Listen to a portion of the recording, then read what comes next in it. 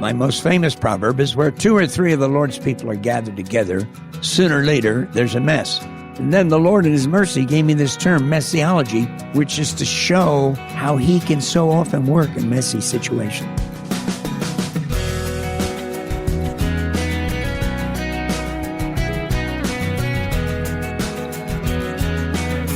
He is well loved for his honesty and realistic approach to life and ministry. We'll talk with George Verwer, the founder of Operation Mobilization, here on First Person. Welcome to this week's program. I'm Wayne Shepherd. George Verwer's message is one of messiology, that God does great things in the midst of the mess, and we'll talk to him about that and much more in just a moment. These first-person conversations are made possible through the generous support of the Far East Broadcasting Company, which for 70 years has been using the latest technology available to proclaim Christ to the world. Learn more about FEBC by visiting our website, firstpersoninterview.com. George Verwer founded the international movement known as Operation Mobilization over 60 years ago and was its international director for 46 years. He's still involved in the movement full-time and continues to travel the world on behalf of Christ and the gospel. Recently, on a speaking assignment at Wheaton College, I caught up with George just before he addressed the students in a chapel service. As we sat next to each other on the couch, I asked him what it is that keeps him going. I think people are always looking for one-liner, but I think it's a lot of things. The fact that I've know the Lord personally and experienced communion with Him, and the reality of His Holy Spirit, even though for me to this day there's a mystery factor in all that. Mm-hmm. But then on the human level, I think it's the balance between things that drain you and things that refuel you. And I refuel very quickly. I've never had a traditional vacation because I try to bring a vacation sector into every day. Music, a walk along a scenic place, a latte at Starbucks. Get criticized for that now because it costs so much. So there's just a few of the things. And, of course, good health, which is a gift from the Lord. It is a gift. And I think a sense of humor, which is one of the things that's used in my ministry. And I was thinking that's just a gift from the Lord as well. I never planned, to be humorous. It just sort of comes. And a lot of my ministry is not that planned. It's a combination of things. So. It's a mystery, a gift from the Lord. And I have many friends who were in school with you at Moody Bible Institute, and they've told me about that Verwer fervor at the time. But did it go back prior to Moody? When did you come to know the Lord? Yeah. Oh, yeah. It went back before I got to Moody because really the crisis was a Billy Graham meeting in New York City. I wasn't from a Christian family. We had Christian values in a small way, and I had good parents if you measure parents on a human level. But Jesus was not in the equation. And it all changed through the prayers of a woman who heard about me. I'd broken into a house. The police had caught me. I wasn't stealing, but they had other ideas. And people were talking about me. So she put my name on her, what I call Holy Ghost hit list, and prayed not only that I'd become a Christian, but she prayed I'd become a missionary. And she never even spoke to me about it. And sent me a Gospel of John through the post. That was a big factor. I was a reader. I was starting into a mild form of porno at that time. And then Billy Graham came for a one-night meeting with Jack Wurtston, converted band leader, Word of Life guy. Mm-hmm.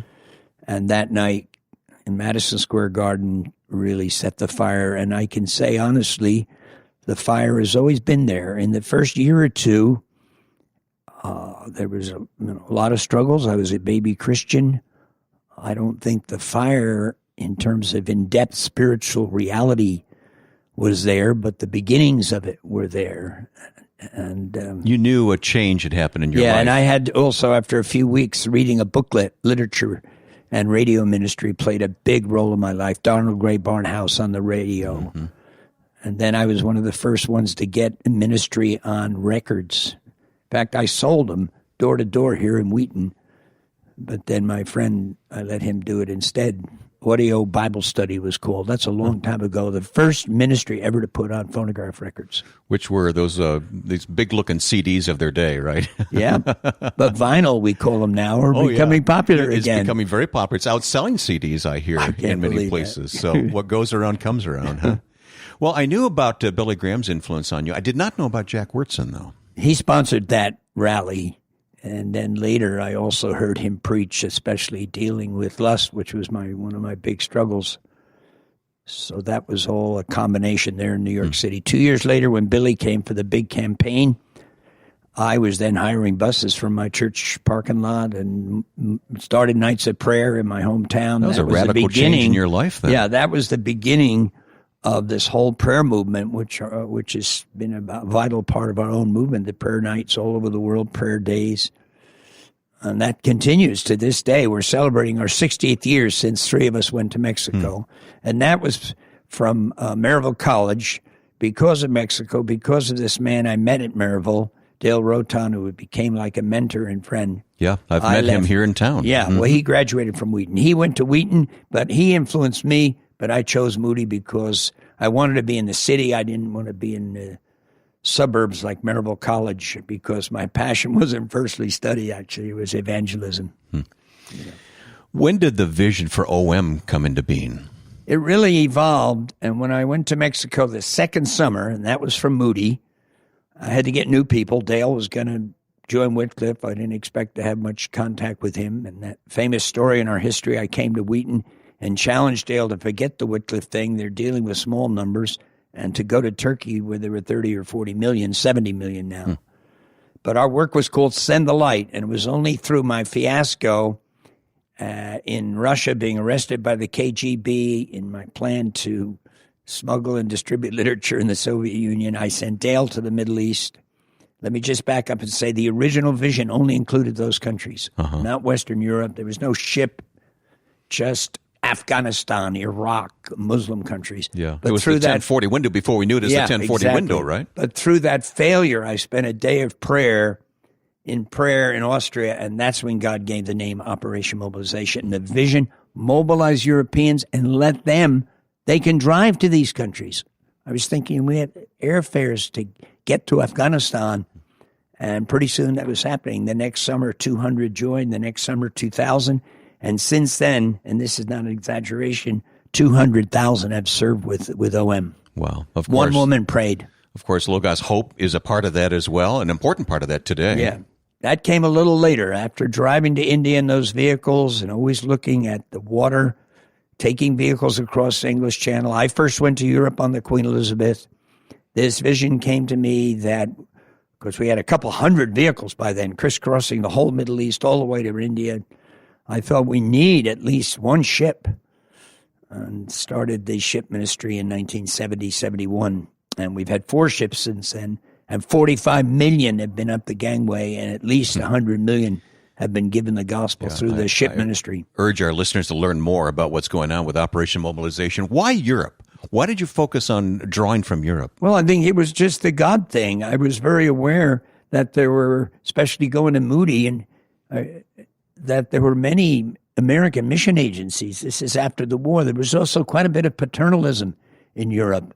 And as I studied Europe and realized they had a lot of good churches in Britain, and surely they must be a vital part of this vision for the Muslim countries in the Middle East.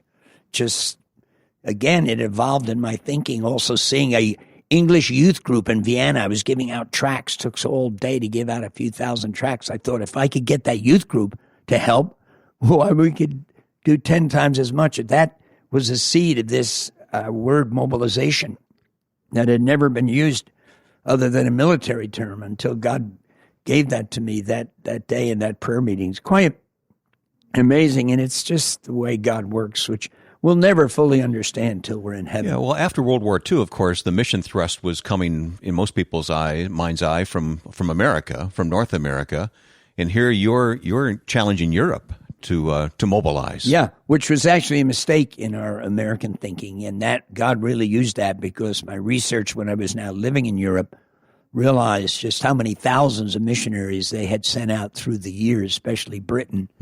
And surely God wants that to continue. Naturally, the American thing will fit into it as well. But that was also the seed of us eventually going very global and realizing we need missionaries from everywhere to go to these Muslim all countries, cultures. Latin America, Yeah. Africa, because these unreached nations represent just so many people And it's been uphill. We can't pretend it's all been easy. After 15 years, we lost that first ship on some rocks in the Beagle Channel. It's still sitting on the rock, a big tourist attraction there for taking pictures. Uphill battle, but God gave the grace to keep climbing, climbing. Yeah. When you fall down, you get up. Yeah. What were one or two of the other major challenges you faced along the way? Well, people killed in road accidents, 4 at one time coming back from India. And I was the first person to the scene of the accident. Mm-hmm. But before that, the 2 men I turned the whole work over to in Great Britain, when I went to India, they were killed in a motor accident 50 years ago this past December. Those were huge shocks for me. You feel great responsibility. Yeah, and I'm an emotional person. I'm a relational person. So people who are close friends at 26 years of age, suddenly they're gone. One of my coworkers actually had a bit of a breakdown through that crisis. I think the bigger heartbreaks is when people are going on for Jesus and then they turn back. They stumble or do a 180. Yeah. And you can't be involved in evangelism without having your heart broken. In fact, C.S. Lewis says you pretty well can't love anything, even a pet, without sooner or later having your heart broken. So, has your heart been broken? Yeah, a few thousand times, but I'm in a recovery program from the Lord. Yeah, right now my best friend is Wheaton graduate, is very ill. Very ill. I visited him in hospital. I just talked to his niece on the phone literally this morning. So I believe with all my heart, we have to learn how to embrace sadness. And again, a great Christian writer helped me in his writings to learn how to embrace sadness, even as part of our humanness, as part of life, rather than always just seeing it as like the enemy. There's more to this conversation with the founder of Operation Mobilization, George Verwer, coming up in just a moment. This is Ed Cannon, president of the Far East Broadcasting Company. The interview we're listening to reminds me of the remarkable way that God uses those who follow Christ to do great things for Him. At FEBC, we broadcast in nearly 50 countries of the world. Our staff always speaking in the local language, sharing the gospel, and teaching the word to millions every day. If you'd like to know more about FEBC, please click on the FEBC banner at firstpersoninterview.com.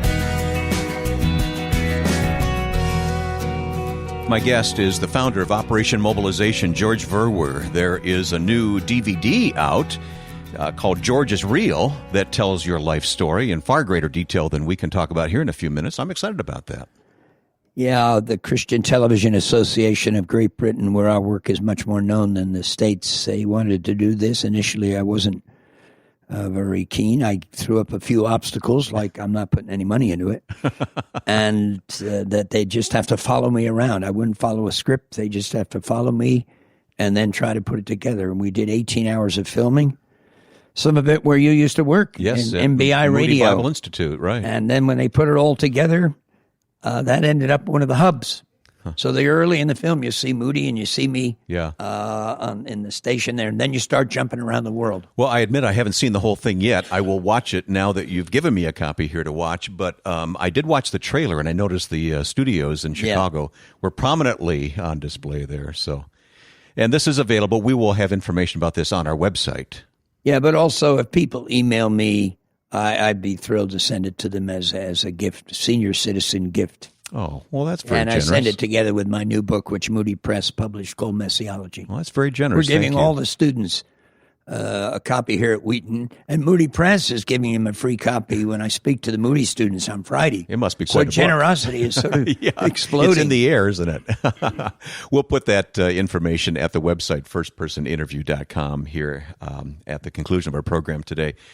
Okay, Messiology. You're at Wheaton College now. We're on campus right now, and you're about to speak to students in chapel once again today. And the message is based on Messiology, this book? Well, that's one of the themes. Yeah, no, there's different messages each day. I'm privileged to have 3 days. This is their main missions conference. Most of the students are there. It's part of their curriculum, which is really a testimony in these days. That encourages you. So I got an audience of 2,400 every morning, and the first morning the response was huge. We're giving them all free books and DVDs.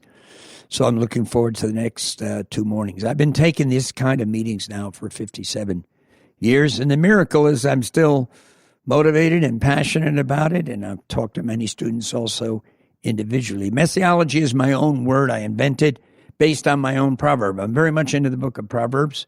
I talk about that in the book. And so now I'm writing my own. They won't get in the Bible. I don't know how to even apply for that. But my most famous proverb is where 2 or 3 of the Lord's people are gathered together, sooner or later there's a mess. Well, I've been spreading that for a couple of decades.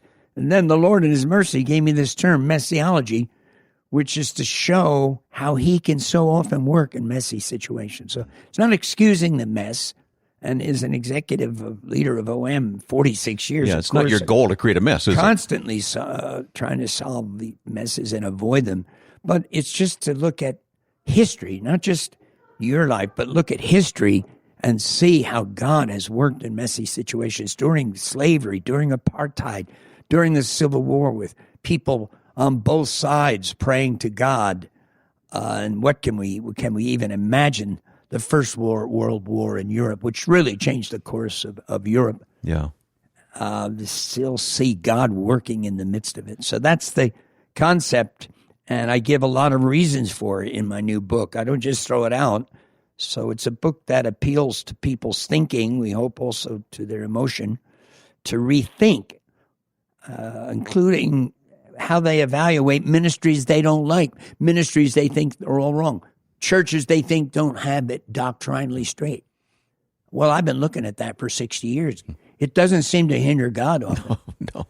And in fact, some of the greatest works of God have been through men that later on we realized they didn't really have their life totally sorted out. And some churches would have thrown them out. Yep. Some names come to mind immediately. What are some of the messes we're in today that maybe we haven't fully withdrawn from? Well, I think this right is now? the messiest time I can remember in our history since the war, maybe since Vietnam. In what way? Just the political mess, and then there's also a greater variety of theological winds blowing around. In missions, we have some of the greatest controversies yet, books written against people who are using a certain style of reaching Muslims. So the mess factor has increased. That's why I'm telling people messiology, it should be required reading, because it can really encourage you. It's a book of encouragement, and I just have people tell me it's completely changed their life because they were so discouraged. And a lady came up to me here a couple of days ago. I guess I was preaching in New Jersey. She just gave me a big hug. She said, I was just totally depressed. I'm an older person. How can God use me? Until I saw your film. And that just transformed her life. That's why I do everything I can. I use a lot of my own money. I don't have much to give away these films and give away these books because I'm getting the feedback, hundreds and hundreds of emails and letters of the impact being made. The result is more loving, more big-hearted, more forgiving, more relaxed, more God-focused. I mean, these are serious challenges. So you see, rather than looking at them as messes, you see them as opportunities for God to work. Yeah, and just being real, this is the way the world is. It's always been this way since this side of heaven is always going to be that way. Since Cain killed Abel and Adam and Eve blew it, and they represented us. So doesn't mean we don't try to be salt and light in the society. It doesn't mean we don't try to make changes. This morning I'll be speaking from the Good Samaritan, 7 people laying by the side of the road. It's all about social action concerning AIDS, concerning sex trafficking, concerning the global water crisis. So those of us who believe in messiology, we are just as committed as ever to avoid mess, to unmess the mess. It's grace that can unmess the mess. Yeah. I think that's not an original statement. It seems like one of the divides in missiology today is this social action versus gospel proclamation. Where do you come down on that? Yeah, I mean, OM completely changed 50 years ago. It has to be both. It doesn't mean you try to copy another organization, like, say, World Vision. If you have a distinctive ministry, like a radio ministry, especially if it doesn't involve, thousands of people like OM, so that we have just such a variety of things. If you have a more narrow calling, but there are ways that when this becomes a theological change in your thinking, that your heart will get into it and it will come out in your broadcast, just as it's coming out right now. Do you think this would have come out 15 years ago? I don't think so. No. And so you and I both, and I'm especially still committed to mass evangelism and many other things, and you're involved in radio and I'm sure other things, but we've got this as part of our DNA. We're always thinking about the suffering and the poor. Yeah. And it cannot be ignored. And so we're seeing a huge change in the body of Christ. A bigger percentage of missions and really cutting-edge movements are embracing this with all of its complexity. But it goes hand in hand with the gospel proclamation. Yeah, absolutely. Absolutely. And people say it can't be done, but it's different groups and individuals have been doing it for years. What about medical missions isn't new. Medical missions is incredibly old and shows key factor in bringing people example. to Jesus. Yes, right. Yeah. All right, so you're speaking to students at Wheaton College now as we speak, and you've been speaking to college students for generations. Anything change in your methodology? Not your message per se, but methodology or perception of how they're responding to you? Yeah, I mean, I think it's tougher today. We're living in a different world, and kids are on information overload, pouring even through their telephones. The struggle with pornography this generation is 10 times greater than my generation. And then the tremendous financial pressure to live on this level of living that so many people live on in the United States, to get there is getting tougher. And so for people to choose career missions, that is going down. Short term is going up. Only God can measure, because there's a whole new wave. And Andrew Scott wrote a book about it called Scatter. Yeah, we've talked about it here. In which people are Mm-hmm. taking their skills and going to a field. Many of those people will never be registered as missionaries, but they're ambassadors of Jesus. Yeah. So you're encouraged by this generation? Yeah, because also it's gone global. So the number of actual missionaries on the field is greater than ever before in the history of the world. We cannot think American. You can't count them the way we used to count them. Yeah, and we think way too American. We're becoming more tribal as a nation. And, I'm 100% American, but we need to think globally. We need to think Jesus. Love your neighbor as you love yourself. And then he gives a story of the Good Samaritan. You'll have to come and listen to me this morning. Okay, all right. Well, I know now what keeps you going. Congratulations for just the life that God has given you, and that you're faithfully following him. It's amazing to watch you work, George. Well, the best part of the film, by the way, is how I met my wife at movie. Yeah. So okay. they need to watch that. And we just celebrated 57 years of marriage. And marriage is God's PhD program for holiness.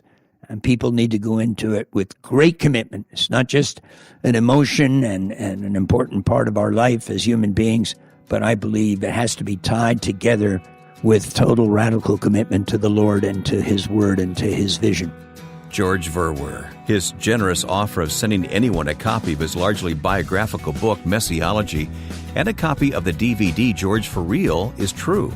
I've now seen the DVD myself and enjoyed hearing George's heart for the ministry God has equipped him to serve all these years. As he said today, all you need to do to request the book and DVD is send him an email, and you'll find his email address at firstpersoninterview.com. Copy the address from the webpage and use it to email George. firstpersoninterview.com. These weekly interviews are made possible by the Far East Broadcasting Company, which shares George's passion for declaring the gospel. Millions are touched by FEBC's broadcasts. Learn more at firstpersoninterview.com. Now, with thanks to my friend and producer Joe Carlson, I'm Wayne Shepherd, inviting you to join us next time for First Person.